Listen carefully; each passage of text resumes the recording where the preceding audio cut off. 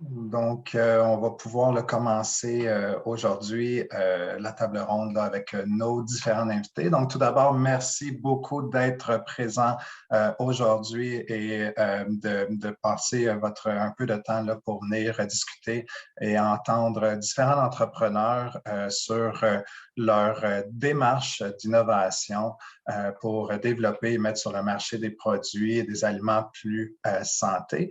Donc, aujourd'hui, la formule, c'est une formule de table ronde pour laquelle on a de l'animation par notre co-animatrice Mélissa Beaulieu du CDBQ.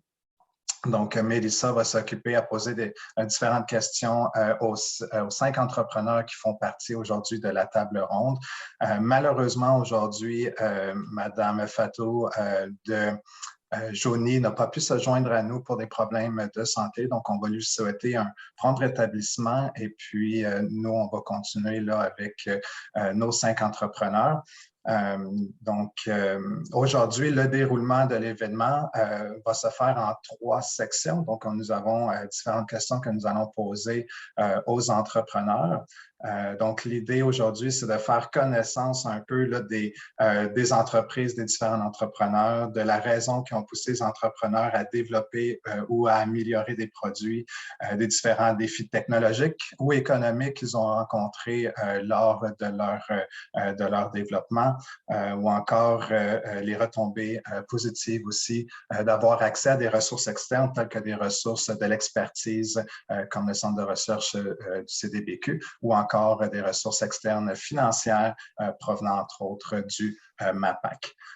Donc, je vais laisser Mélissa présenter nos différents entrepreneurs qui sont avec nous aujourd'hui. Puis, je vous dirais de conserver votre micro à off. Si vous avez des questions à poser, on va laisser quelques minutes à la fin de la table ronde pour ces questions-là. Mais si entre-temps, vous avez des questions, vous pouvez toujours les envoyer dans le chat interne, là, dans la discussion à tous. Puis nous, on va prendre quelques temps là, pour prendre les questions. On ne prendra pas de questions orales aujourd'hui parce qu'on a quand même un horaire très chargé, mais on va tenter de répondre le plus possible aux questions qui vont être mises dans le chat interne. Donc merci David. Ça fait plaisir. Donc, bonjour tout le monde. Comme David l'a dit, je m'appelle Mélissa Beaulieu. Je suis chargée de projet au CDBQ et je vais être l'animatrice de cette table ronde. Donc, pour ceux qui ne connaissent pas beaucoup le CDBQ, en fait, on est un centre de recherche en transformation alimentaire. Donc, on est là pour appuyer les entreprises à développer un nouveau produit ou améliorer un produit déjà existant. Donc, on œuvre vraiment dans tous la sphère de l'alimentaire. Donc, ça peut toucher les produits laitiers, produits de boulangerie, pâtisserie, végétaux, les produits carnés, marins. On a aussi là, beaucoup de projets en lien avec la thématique éco-responsable. Donc, ça peut être le développement de produits végétaliens, la valorisation de coproduits issus de la transformation alimentaire ou des fermentations alcooliques. On peut aussi valoriser ces coproduits-là pour l'entrotechnologie. En fait, là, pour ceux qui ne savent pas, l'entrotechnologie, c'est l'élevage d'insectes et ensuite, on va utiliser ces insectes-là pour l'alimentation humaine ou animale. Le CDBQ a aussi des permis de brasseurs, de distillateurs. On a aussi une licence de cannabis qui nous permet là, d'ajouter du cannabis dans les aliments. Finalement, en plus là, des services de recherche et développement, le CDBQ a aussi un service d'incubation. Donc, vous pouvez louer nos locaux et nos équipements, donc que ce soit à la journée ou sur une plus longue période de temps, par exemple là, un bail d'un an. Donc, sans plus tarder, je vais vous présenter les entrepreneurs qui vont discuter avec vous là, de leur expérience de développement d'aliments santé. Donc, on a Marie Brossard de Lulubelle qui se spécialise dans la production de gâteaux sans gluten. Ensuite, on a Antoine Trudel de Face de Bœuf qui produit du jerky. Ensuite, on a Michael Quentin de Snow qui fabrique des desserts glacés végétaliens et sans allergènes.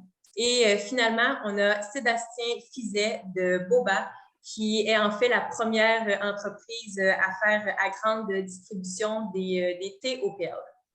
Donc, je laisse maintenant la parole aux entrepreneurs qui vont parler un petit peu plus en profondeur de leurs entreprises et également là, les raisons qui les ont poussés à développer un aliment santé. Donc, Marie, je te laisse la parole. Bonjour tout le monde, Marie de Lulubelle & Co. Premièrement, qui est Lulubelle? Comme Mélissa a dit, on fait des produits de pâtisserie, de boulangerie aussi, sans gluten. L'élément principal, ce sont des ingrédients sains.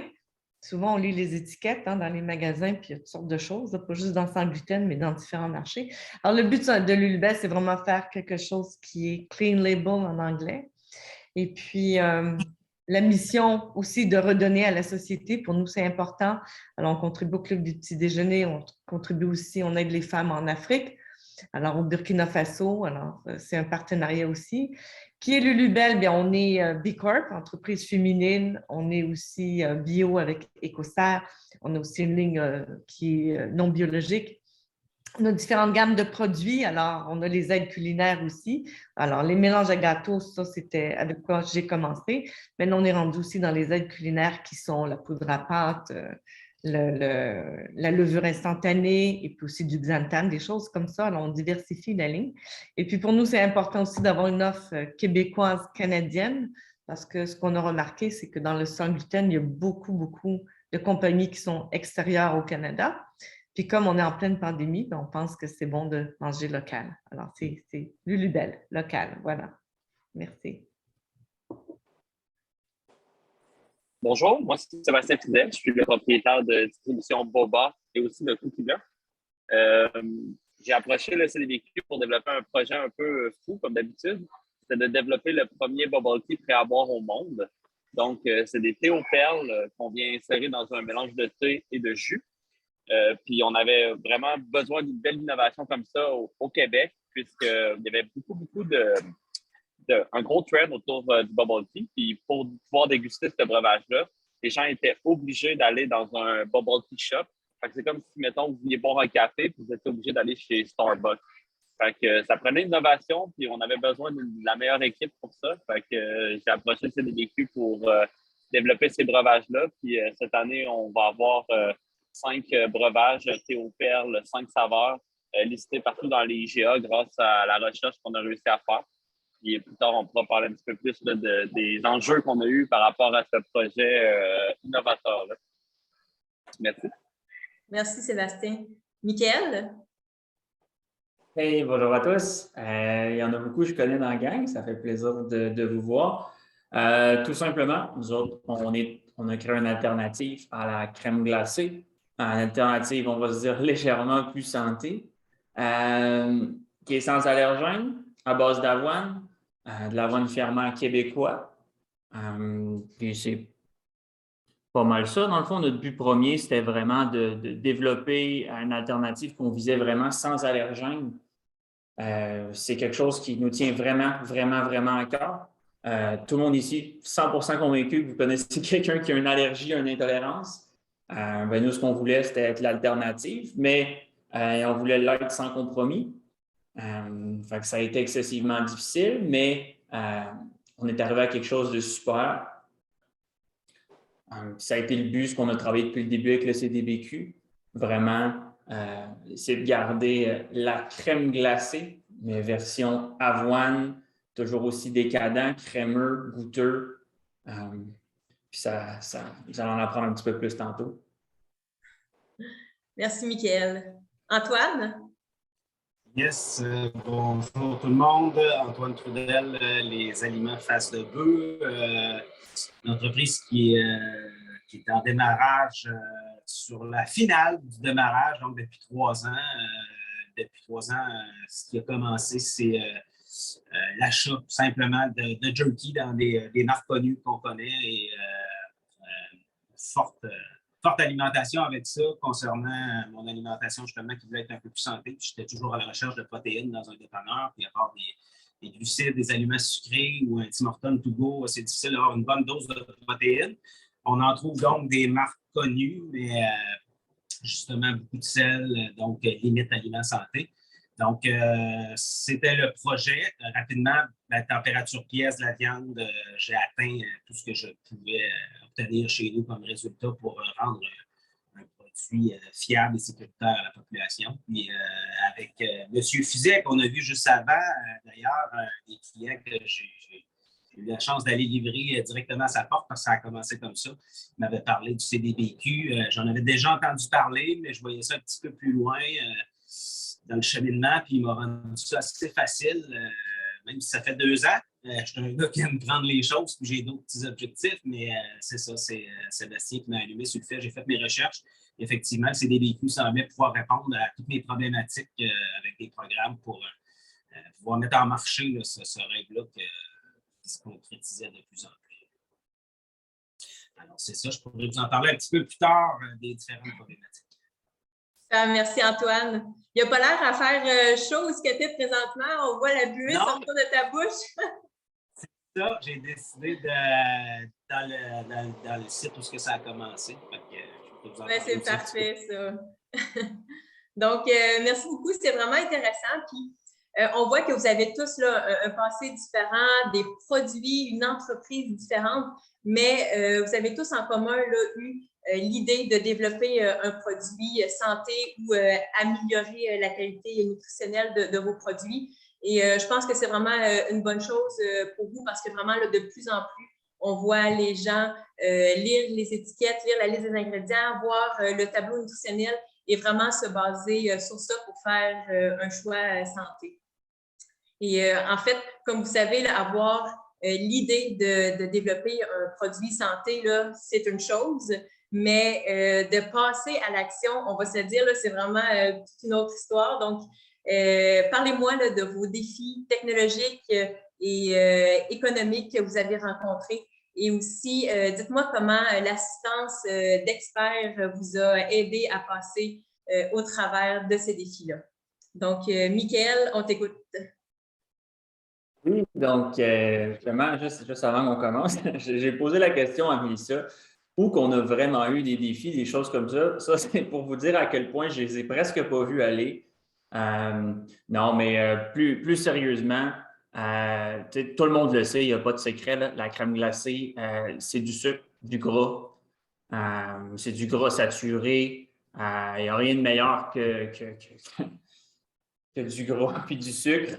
Quand on arrive dans un projet aussi qu'on ne peut pas utiliser ces 2 ingrédients-là en grosse quantité, et il faut que ça continue à bien fonctionner dans la machinerie. C'est des gros défis. Déjà qu'il y avait un énorme défi à la base de juste essayer de reproduire la crème glacée version lait d'avoine. On a rajouté ça. Puis c'était super important, là, vraiment pour nous autres, là, en se disant qu'on veut une option qu'on appelle de plus en plus Better for You.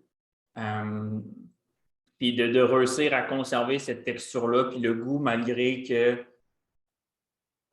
justement, on réduit en sucre. Puis non plus pas utiliser d'édulcorants artificiels. Souvent, c'est les petits secrets des codes diètes et des choses comme ça. Des colorants, fait que ça a été un énorme défi. Puis sinon, l'équivalent là, de garder la texture puis pouvoir adapter cette recette-là dans une machine, dans de l'équipement, des machines qui sont conventionnelles. Parce que non, il n'existe pas de machine à crème glacée vegan. C'est la même chose que de la crème glacée régulière. Ça n'a pas été pensé quand ils l'ont créé. Ils se sont dit, les gens vont prendre de la crème, du sucre, puis ils vont mixer ça. Fait que ça a demandé beaucoup d'investissement, beaucoup de travail. Puis ça, c'est vraiment quelque chose que je le recommande à n'importe qui. Là. À la fin, on va en parler un petit peu de ce qu'on recommande, là, mais la R&D, c'est la base d'un produit. Sachant en plus que la plupart des personnes qu'on voit ici, on travaille tout avec des co-emballeurs. Fait que le but, c'est de leur donner la vie facile. Le but, c'est de leur offrir C'est pas notre seul projet qu'on travaille avec le CDBQ. Je pense que je dois en avoir un par année. Je pense que je dois parler à Mélissa presque tous les jours. Des problèmes, il y en a, il y en a, il y en a. C'est ça qui est le challenge, mais en même temps, c'est justement le plaisir. Fait que, je vous dirais, on n'en serait pas là avec la qualité de produit si ça n'avait pas été d'eux, là. Pas du tout, là. C'est ça. Puis, tu sais, aussi, c'est facile dans un sens de dire on va juste réduire la quantité de sucre là, dans un dessert glacé, mais il y a beaucoup d'autres incertitudes par rapport à ça. Le sucre, en fait, va faire en sorte que quand tu vas sortir ta crème glacée du congélateur, elle ne sera pas raide là, comme un morceau de glace, elle va être facilement prenable. Donc, le fait de réduire le sucre, ça fait que ta crème glacée est plus dure. Et aussi, le fait de compenser par des édulcorants, c'est important de choisir les bons édulcorants parce qu'il y en a qui font l'effet contraire. Plutôt que de ramollir la crème glacée, ils vont la durcir. Fait que ça a été là, des problématiques là, qu'on a étudiées là, avec… Cette anecdote cocasse, là, la première production, malheureusement, un beau 20 millilitres là, qui a fini complètement glacé. Pas vraiment vendable. C'est 60 000 $ de produits que ça n'a pas fonctionné comme on aurait voulu. On l'a donné, là, soyez sans crainte, ça n'a pas été 60 000 $ dans les poubelles, mais c'est pour vous dire à quel point que c'est ça. On s'est ajusté rapidement, là, mais c'est pas évident. Là, de la crème glacée, c'est… C'est ça. C'est un pensez-y bien.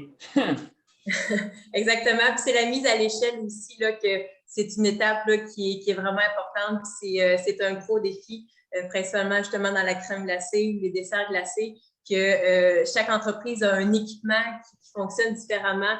Donc, certains canons à crème glacée peuvent accepter une certaine épaisseur, d'autres dépasser là, une certaine épaisseur, il n'y a rien qui passe. Donc, c'est sûr que ça, il a fallu s'adapter en fonction justement là, des équipements de tes copackers. Donc, je pense que ça fait pas mal le tour pour toi, Mickaël. Super. Donc, on peut passer à Sébastien. Merci, Mélissa. Écoute, dans notre cas, c'était un peu, vu qu'on n'avait aucune base sur lesquelles se référer, puisqu'il n'existait aucun produit, à part quelques petits produits faits homemade, on a vécu beaucoup d'enjeux au niveau de la préservation de la bille dans notre breuvage. Pour vous expliquer rapidement, ce qu'on fait, c'est que c'est une infusion de thé qu'on vient mélanger avec des jus de fruits. Puis ensuite de ça, quand on fait l'embouteillage, on ajoute des billes de jus à l'intérieur. Ces billes-là, ils explosent en bouche. Fait que ces billes-là sont fabriquées avec une membrane de tapioca. Il fallait réussir à trouver une façon de préserver ces billes-là dans le breuvage, de préserver ces billes-là à travers le processus de pasteurisation. Parce que quand je donne un déclus ou des déclus, je ne le fais jamais simple. Il fallait que le produit soit conservable température pièce aussi pour faciliter au niveau de la chaîne de distribution. Ayant déjà beaucoup de produits réfrigérés, je sais à quel point c'est compliqué. Et je voulais vraiment qu'on soit capable de pouvoir grandir la business de cette façon-là, surtout au niveau de l'entreposage. Quand ton produit est réfrigéré, c'est beaucoup plus compliqué. Fait que le CDBQ a travaillé vraiment dans tous les sens, je vous dirais, parce que en plus, notre ingrédient principal provient de la Taïwan. Donc, c'est le seul endroit dans le monde où ils fabriquent les billes de jus. Donc, il fallait commander des échantillons en pleine pandémie de la Taïwan avec un gars qui parle moitié chinois, moitié anglais, puis qui nous envoie des échantillons. Puis là, on demande de faire des ajustements sur les billes. Tu sais, il y a quand même un coup de chance dans tout ça qu'on a été béni de trouver un contact là-bas qui est super gentil, qui croyait au projet Boba. Ils ont fait des adaptations sur les recettes pour nous. Tu sais, c'est des choses qu'ils ne font pas d'habitude. Puis, tu sais, je me souviens, on recevait des courriels à minuit le soir. Tu sais, on a 12 heures de différence avec eux. Fait que c'était vraiment, vraiment compliqué. Puis finalement, au départ, on avait commencé, c'était 2 projets. On avait 2 produits qu'il fallait développer. Puis malheureusement, il a fallu laisser de côté un des projets parce que technologiquement, je pense qu'on n'est pas encore rendu là, puis ça ne fonctionnait juste pas. Fait qu'on a concentré nos énergies sur les bubble tea avec les perles au jus. Puis ça a été vraiment un bon choix, je pense. On connaît beaucoup de succès avec ce type de breuvage-là présentement. D'un côté financier, on a quand même connu c'était un projet qui était très financièrement stupide, dans le sens que ça fallait y croire parce qu'on investait à peu près 400 000 là, dans l'achat d'inventaire, l'achat de matériel. Il n'y a pas d'usine qui voulait fabriquer ça parce qu'elle allait mettre les billes à la main dans les bouteilles. Fait que c'était quand même vraiment difficile. Puis on a investi dans une petite usine à Québec qui ont décidé d'embarquer dans le projet et qui croyaient en ce breuvage-là. Il fallait commander des conteneurs de la Taïwan pendant que les prix explosaient. Puis que le conteneur qu'on s'était fait coter à 3 000 il était rendu à 30 000 Puis on n'avait jamais, j'avais aucune expérience en importation d'alimentation. Fait que, surprenamment, en plus, le CDQ nous ont aidés dans toutes les sphères, comme d'habitude. C'est jamais juste on développe le produit puis arrangez-vous avec ça. Toujours là pour nous aider dans la moindre détail. Quand on a un petit ingrédient que finalement ça ne fonctionne pas, ça revient de bord puis ils nous aident. Ils ne comptent pas leurs heures. Ça, c'est quand même, je ne sais pas si j'ai le droit de dire ça, là, mais c'est quand même incroyable de voir des fois que j'ai déjà fait de la R&D ailleurs, je sais c'est quoi. Là. Puis quand on a un petit problème, ça arrive, là, comme Michael a mentionné avant, des problèmes en alimentation, c'est tous les jours. Là. Mais eux sont toujours là pour nous backer et trouver des solutions dans des spots où on est vraiment mal pris. Puis c'est pour ça qu'on développe 2 à 3 produits au CDBQ par année. Super. Puis aussi, là, pour revenir au côté nutritif, oui. tu l'as mentionné tout à l'heure, les bubble tea, c'est quasiment juste du sucre normalement. Donc, c'était important de faire un produit qui allait être réduit en sucre, mais que le plaisir de le consommer allait toujours être là, parce qu'on va se le dire, là, les gens qui consomment un bubble tea, c'est vraiment pour le plaisir. Donc, on a su... C'est quasiment 100 grammes de sucre, un bubble tea, quand on va dans un comptoir. Nous, on a réussi à sortir des breuvages à 12 grammes, 13 grammes, puis c'est vraiment incroyable. On a réussi à faire un goût aussi rafraîchissant et aussi bon, avec une quantité de sucre aussi faible. Là, c'est vraiment intéressant. C'est ça, exactement. Puis aussi, là, je pense que ce qui a aidé à ton succès, c'est la relation qu'il y avait entre, oui, le CDBQ et Boba, mais aussi tous tes fournisseurs, ton copacker. On les a quand même, on a quand même contacté plusieurs fournisseurs là, de billes pour voir lequel qui allait être le plus enclin à nous aider, nous apporter exactement ce qu'on a besoin. Puis aussi, là, pour trouver les copackers, on a quand même là, discuté avec plusieurs entreprises que soit les volumes, ça ne marchait pas. Le procédé pour mettre les billes dans les bouteilles, les gens ne voulaient pas s'embarquer là, dans ce procédé-là qui était beaucoup trop compliqué. Donc, je pense qu'avec ton copacker, tu as vraiment trouvé la perle rare. Puis jusqu'à maintenant, là, ça va super bien. Ouais, merci beaucoup. Super. Donc, Antoine?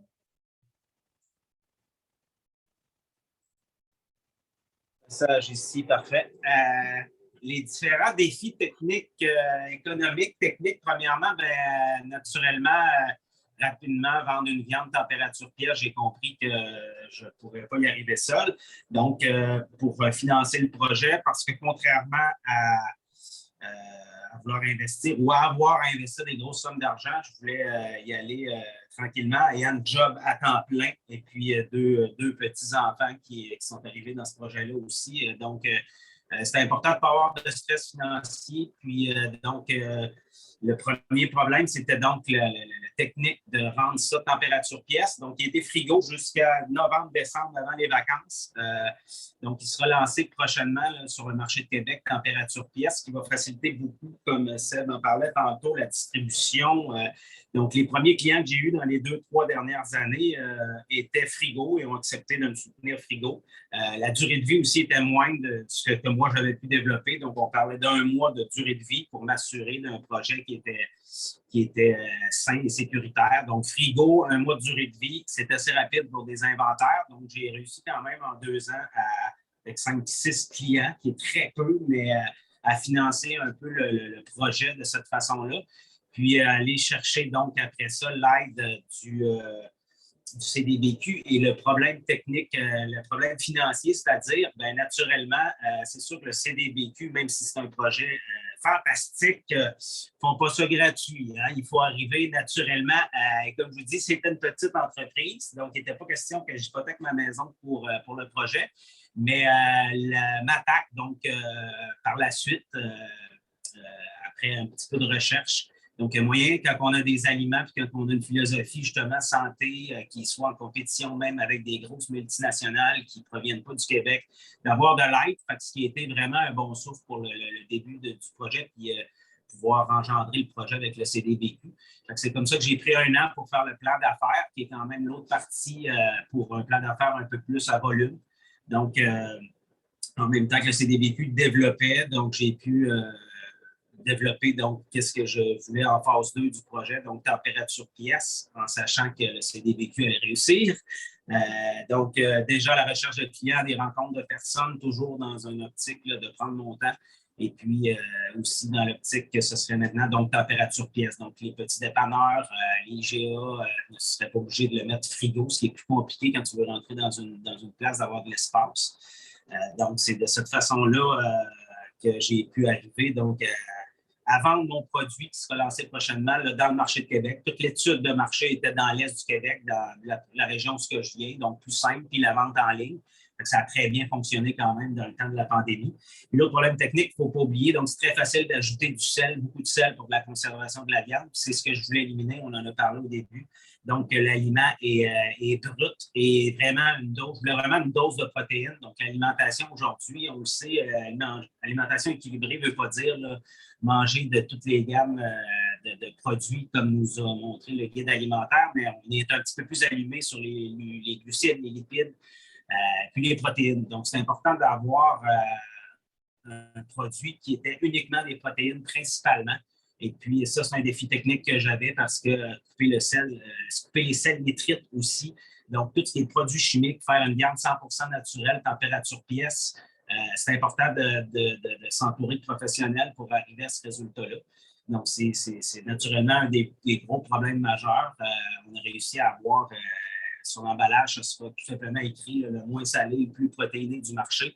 Donc, on se retrouve avec la sorte originale qui est à 7 de sodium quand on a sur le marché des jerky qui ont 25, 35, 45 de sodium. Donc, c'est juste du sel. C'est ce que le consommateur recherche aussi, il faut se le dire. Mais donc, sans appeler ça un nouveau produit, je voulais vraiment amener le jerky à faire une tournure différente dans le jerky, puis qu'on puisse l'associer à un aliment santé. Puis tant qu'à le faire, aussi utiliser de la viande canadienne. Donc, c'est facile de s'approvisionner à l'autre bout de la planète avec des viandes beaucoup moins chères. Mais tant qu'avoir un aliment de qualité, donc j'utilise du Black Angus canadien, triple A, l'intérieur de ronde. Donc, ce n'est pas de la viande mécanisée, c'est vraiment de la viande tranchée. Fait on arrive avec un produit de qualité supérieure. Fait que c'est la philosophie manger moins, mais manger mieux. C'est exactement ça que j'ai écrit sur l'emballage. Puis, j'ai pas eu peur de grossir le tableau des valeurs nutritives. Ce qu'on voit naturellement, c'est que les gens veulent souvent rapetisser le tableau des valeurs nutritives pour mettre ça à 30 grammes au lieu de 60. Moi, c'est très clair que si tu manges le paquet, c'est 60 grammes. Et puis, donc, j'ai même rajouté des bulles comme qu'on voit beaucoup sur d'autres compagnies, surtout des aliments santé, où on va mettre l'emphase sur... il n'y a rien de marketing sur le paquet. On a vraiment l'emphase sur les protéines. J'indique clairement que c'est pour 60 grammes de produits. Donc, je sais très bien que les gens vont manger le paquet au complet. Et puis, donc, j'indique ce qui est peu, le sel, le sucre et les protéines naturellement. Donc, c'est la problématique que CDBQ a réussi à résoudre. Donc, quand j'ai eu le rapport, à ma grande surprise aussi, en plus d'avoir atteint le sel et puis les produits, la température pièce, j'arrivais, comme je disais tantôt, à 32 grammes de protéines par portion. Donc, ce n'était pas un mandat, mais c'est le fait que le CDBQ ne fait pas juste rentrer les ingrédients dans un logiciel. On sait que sur le marché, c'est 20 de marge d'erreur qu'on peut avoir. Donc, c'est assez facile de rentrer ça dans un logiciel. Puis à la limite, après, d'ajuster son tableur, puis on est super legit, il n'y a rien de frauduleux là-dedans. C'est ce qu'il y a présentement sur le marché. Fait que si vous voyez un aliment super salé avec beaucoup de sel, dites-vous que si au goût il est beaucoup salé, vous pouvez vous rajouter un 20 de sel, fait que ça fait peur quand on pense à ça. Donc moi, c'est important de me payer des labs, de payer vraiment, prendre le produit, de le mettre en éprouvette, puis de savoir exactement ce qu'il y avait à l'intérieur. C'est ce qui est inclus dans le projet final, dans le rapport final. Fait que très surpris à la fin de voir que j'avais 32 grammes de protéines, ce qui est un super aliment, en fait, là, si on compare avec des compagnies, des majeurs dans le monde. Là, on parle de 18 grammes ou 17 grammes pour le paquet au complet. Donc, 32, c'est, je ne vais pas ouvrir des marchés comme les centres de conditionnement, ceux qui font de la randonnée pédestre, ceux qui comprennent vraiment là, les macronutriments, comme j'expliquais tantôt, puis ils partent avec leur badge de glucides, puis ils veulent savoir exactement facilement comment ils ont de protéines sans tout briser le reste du processus du calcul. Donc, non, c'est deux problématiques qui ont été principalement, puis l'économie, comme je vous dis, avec le MAPAC, là, il n'est pas peur de faire des recherches à ce niveau-là. Là. Ça aurait été facile à aboutir de l'argent, mais je voulais être sûr, puis je me dis que si quelqu'un est prêt à embarquer comme la MAPAC dans un projet, puis c'est des vécus, ben, c'est que le projet a du sens au fin de compte. Puis ça nous pousse à peut-être faire un rapport un petit peu plus cherché, puis j'en ai parti des petits projets avant, justement, qui m'ont trouvé que j'étais peut-être pas habile de mes mains pour faire des lampes et des horloges. Donc, c'est important. Parfait. Ben, merci beaucoup, Antoine. Donc, en fait, on peut voir là, que vous avez tous des produits là, complètement différents, mais il y a beaucoup là, de défis technologiques là, qui se ressemblent, que vous avez tous dû confronter. Et aussi, là, ce que je peux comprendre, là, le fait d'avoir des experts avec vous là, vous a vraiment aidé à vous épauler, à prendre les bonnes décisions, aussi à structurer le projet là, pour être certain là, que tout le projet là, se déroule bien. Donc, on peut passer là, au troisième bloc de questions. Donc, le développement d'aliments santé, c'est malgré le fait que vous avez eu du financement et aussi de l'aide d'experts, c'est énormément d'investissement pour vous, de temps et d'argent. Donc, la question qui tue, c'est est-ce que ces investissements-là en ont valu la peine? Et si vous aviez là, quelqu'un devant vous là, qui voudrait se lancer en affaires ou en fait améliorer la gamme de produits offerts, qu'est-ce que vous lui recommanderiez? Donc, Marie, on t'écoute. Oui, bonjour encore. Ce que je recommanderais, ce qui est fantastique en alimentation, qui ne se retrouve pas dans d'autres domaines, c'est les aides gouvernementales, les subventions. Ça, c'est vraiment extraordinaire. Et comme a dit Mickaël, ça revient toutes les années, donc on peut bénéficier aussi des services de la CDBQ toutes les années. Et puis, il faut en profiter, c'est là, c'est à la portée de la main. Les aides financières qu'on obtient nous aident justement à développer des produits. Puis en alimentation, on le sait qu'il faut suivre le client, les modes évoluent et tout ça. Donc, ces subventions-là aident, je dirais, à quelqu'un qui veut aller en alimentation. Là, je vois dans le blog qu'il y a plusieurs gens qui veulent partir, des compagnies qui ont des idées. Mais c'est vraiment en allant voir tous les organismes locaux qui sont offerts au Québec. Et puis avec leurs bras technologiques comme la CDBQ qui aident à réaliser nos rêves. Nous, on a des idées, comme disait tout le monde, là, tous les panélistes, mais des fois, les mettre en œuvre, il y a des défis techniques. Tu sais, les réactions chimiques, hein, l'alimentation, c'est de la chimie. Hein. Alors, c'est ça, la CDBQ, Mélissa, Vincent, toute l'équipe là-bas, ils connaissent ça. Et ils ont des ressources pour nous et puis des réponses à nos questions. Des fois, moi aussi, je prends le téléphone, je dis, mais ça, je peux-tu faire ça? Puis là, c'est comme, attends un peu, c'est comme ça, on cherche une façon. Et puis, oui, financièrement, c'est sûr que c'est un défi parce que même s'il y a des subventions, on doit quand même contribuer, n'est-ce pas? Mais au niveau du temps, ce qui est vraiment magnifique avec CDBQ, d'autres l'ont mentionné plus tôt, c'est la disponibilité de l'équipe. Alors, nous, comme entrepreneurs, on a beaucoup de chats à fouetter, si je peux me permettre l'expression, mais la CDBQ va vraiment nous aider. Mélissa va vraiment prendre ce temps-là, nous l'enlever sur nos épaules. Le développement, c'est vraiment leur partie, leur force. Puis tout d'un coup, nous arrive avec une recette, puis tu dis, « Oh my God, tu as fait ça déjà? » Puis comme d'autres l'ont dit aussi, mais c'est comme, il était où le défi? Mais je sais qu'il y en avait beaucoup des défis, mais la réponse est venue, puis moi, je me souviens, mais ça, je dis, ah, vous avez exactement compris ce que je voulais. C'était exactement ça.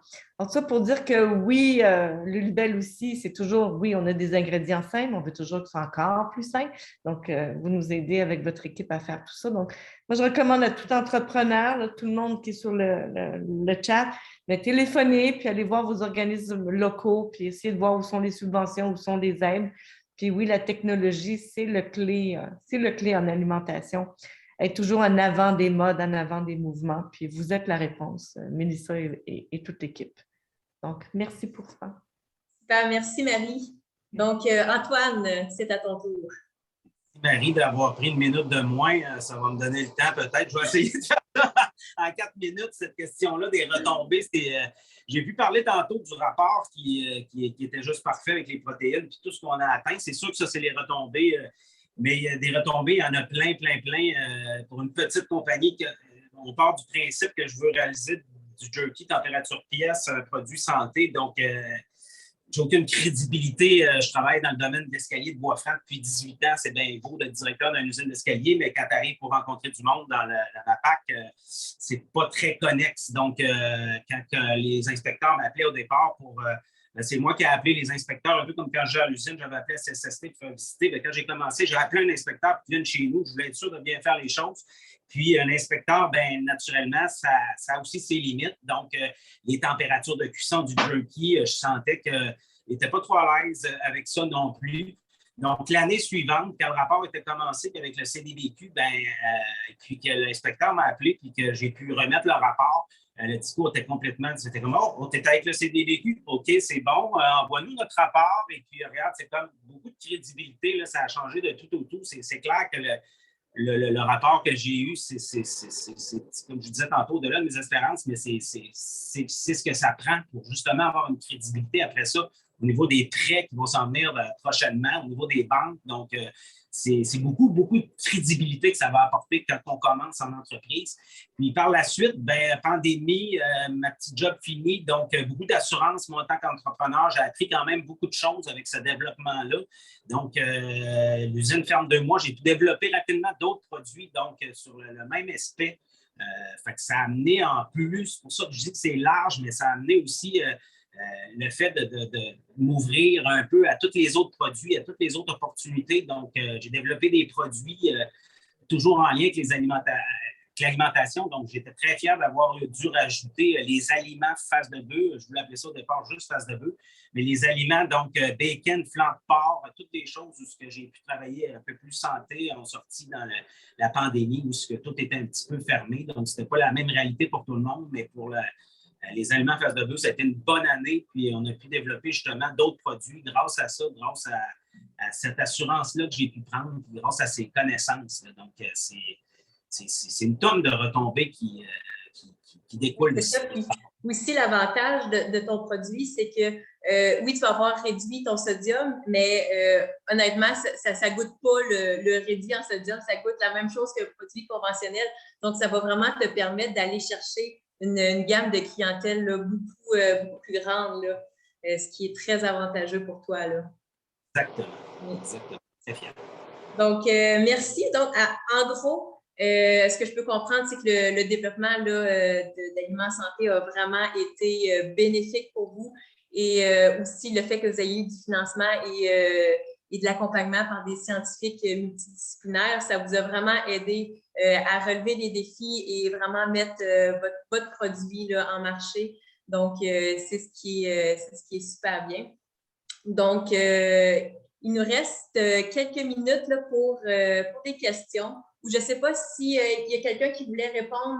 Par exemple, je ne sais pas si Sébastien est encore avec nous, s'il voulait parler là, des retombées économiques. Je sais qu'il est en déplacement, donc peut-être qu'il nous a quittés. Je crois qu'il nous a quittés, donc bon, c'est pas grave. On pourra passer là, directement à la période des questions. Donc, David, je ne sais pas si tu peux me dire s'il y avait des questions. Oui, il y avait effectivement une question de Malek au début du chat. Donc, la question, je retourne. Bonjour, pour les produits Lulubelle et Snow, avez-vous pensé à viser le marché institutionnel? Comment vous vous y préparez? Merci et bonne continuation. Oui, allez, Marie. J'y vais, oui, merci. J'ai déjà répondu en direct à Malek en lui disant si jamais il y avait des contacts, bien, fantastique de me les envoyer.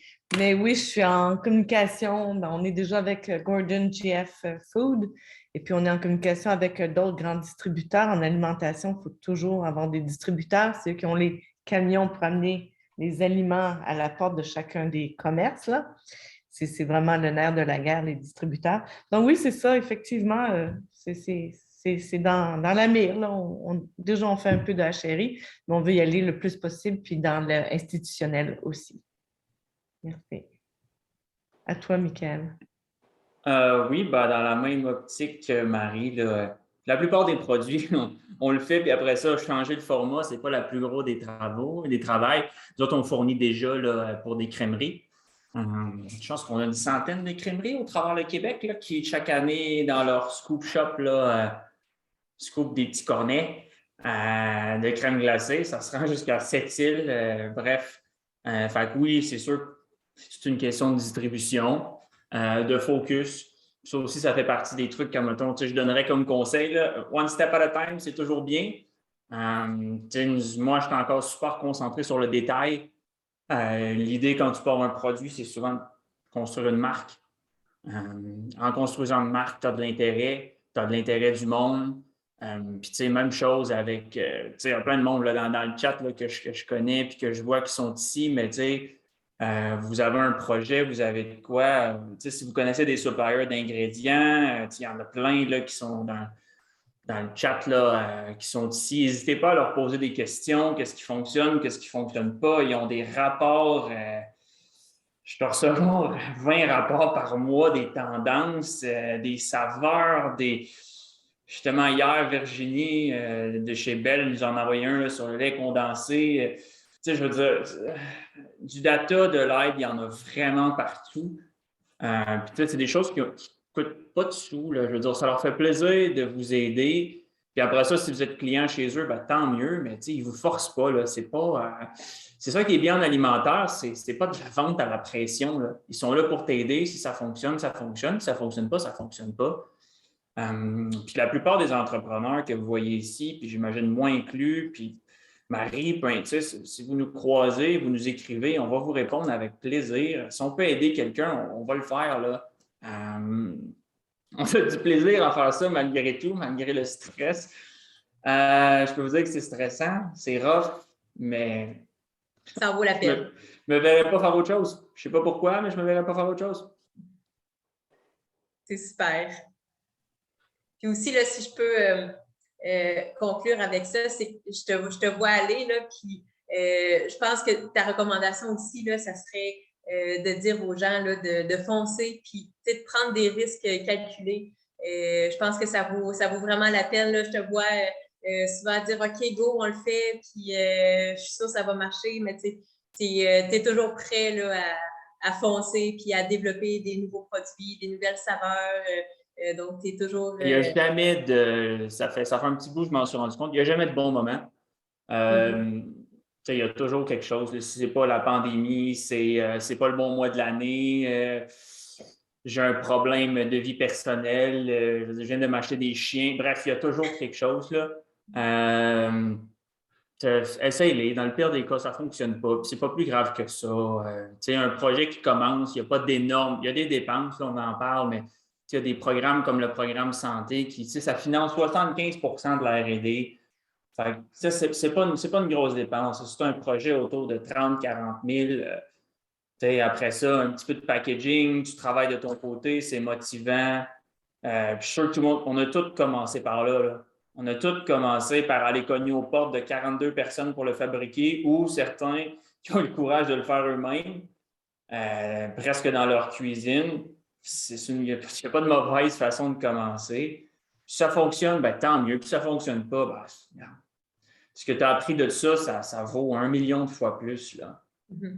Puis on voit aussi là, la façon que tu as procédé, ça a quand même été vraiment fructueux parce que tu te bats avec des géants du veganisme mondial, puis tu ne laisses pas ta place. Là. On s'entend que ton produit n'a absolument rien dans le fond, ton produit est vraiment exceptionnel, puis en fait, on peut quasiment dire qu'il est meilleur que les grosses entreprises qui ont investi des millions de dollars. Donc, tu as vraiment eu une belle approche, puis tu dois en être vraiment fier. Là. Bien, évidemment, mais Mélissa a dit ça parce que je suis allé aux États-Unis il y a 2 mois, puis j'ai ramené plein de crèmes glacées vegan de toutes les marques américaines. Puis je peux vous dire, là, il Il y en a que je ne comprends pas qu'ils soient ces tablettes. Sur peut-être 10-15 pots, là, il y en a 2 peut-être que j'aurais mangé et que j'aurais dit on peut comparer à nous autres. Ce qu'il y a sur le marché, là, c'est pas nécessairement la crème de la crème constamment, mais en même temps, il faut partir à quelque part. Puis, on peut revenir, nous autres, en arrière, de là, 3 ans, on est parti avec du soya. On avait une base de soya qui était correcte. On avait une texture qui était très correcte, on va dire ça de même. Mais en 3 ans, on a fait du chemin, mais il faut que tu partes à quelque part. Là, puis je suis super difficile avec eux. Sachez que je pense qu'on l'est tous pas mal, là, mais très exigeant. Là, tu veux quelque chose de précis, là, puis tu ne veux pas décrocher. Puis c'est rare à date. C'est pas arrivé souvent qu'on a été déçus. Là. Fait que, croyez-moi, je suis dur avec eux autres. Là. Faut que ça goûte la crème glacée. Là. Super, merci, Mickaël. On a un petit peu dévié de la question, mais en fait, c'était vraiment très, très intéressant et pertinent. Donc, David, je ne sais pas s'il y avait d'autres questions dans le chat. En fait, effectivement, là, quelques conversations qui s'est déroulées là, durant que Mickaël discutait là, de l'approche et de l'entrepreneuriat. Donc, un commentaire là, de Julie, là, que comme Mickaël l'a si bien expliqué, en tant que distributeur d'ingrédients, nous sommes là pour vous conseiller et vous accompagner dans la réalisation de vos projets. Si vous avez des questions, soyez le bienvenu de contacter Julie. Donc, on a quelques ingrédientistes qui sont parmi nous aujourd'hui là, qui peuvent aussi vous aider là, sur la formulation de vos produits. On travaille beaucoup là, avec certains ingrédientistes aussi dans le développement de nouveaux produits dans nos projets. Donc, n'hésitez pas là, de les contacter aussi là, de leur côté. Ils peuvent vous aider à voir qu'est-ce qui est disponible, puis à voir aussi au niveau de votre montage financier. C'est toujours important pour un entrepreneur de voir comment ça va coûter de faire des planifications un peu financières. Donc, en discutant avec certains ingrédientistes, avec nous sur le développement, on peut mieux vous situer sur les coûts là, que cela peut vous amener. Est-ce qu'il y a d'autres commentaires? Il nous reste encore quelques minutes pour répondre à des questions. Ne gênez-vous pas là, de poser des questions via le chat interne. Ça semble pas mal tout pour l'instant. Donc, si vous avez d'autres questions, là, vous pouvez continuer à les écrire dans le chat, on pourra revenir. Là.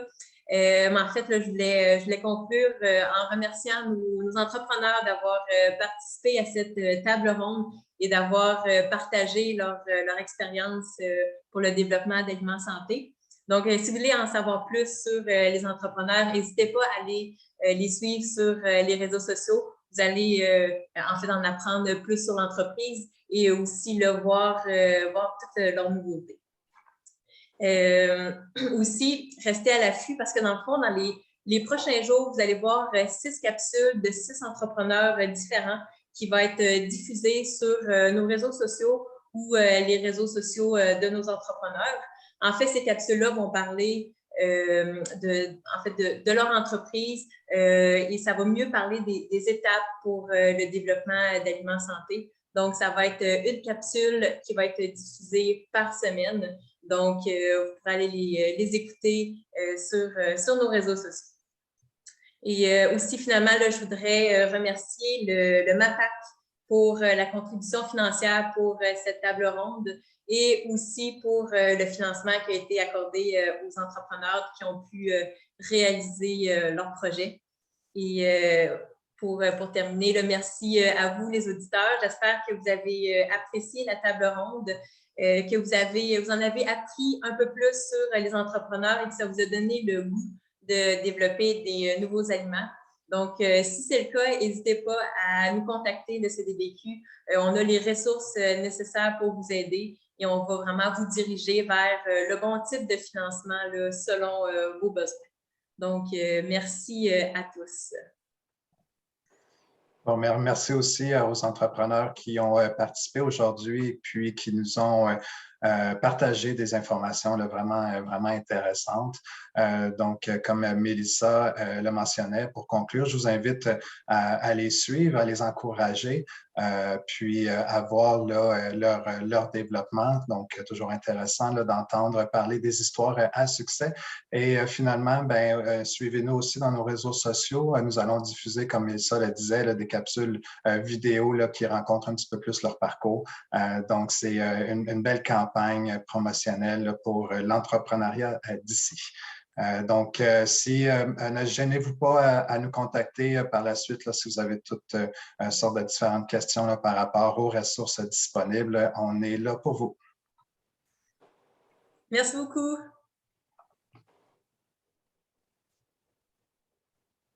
Merci tout le monde. Merci.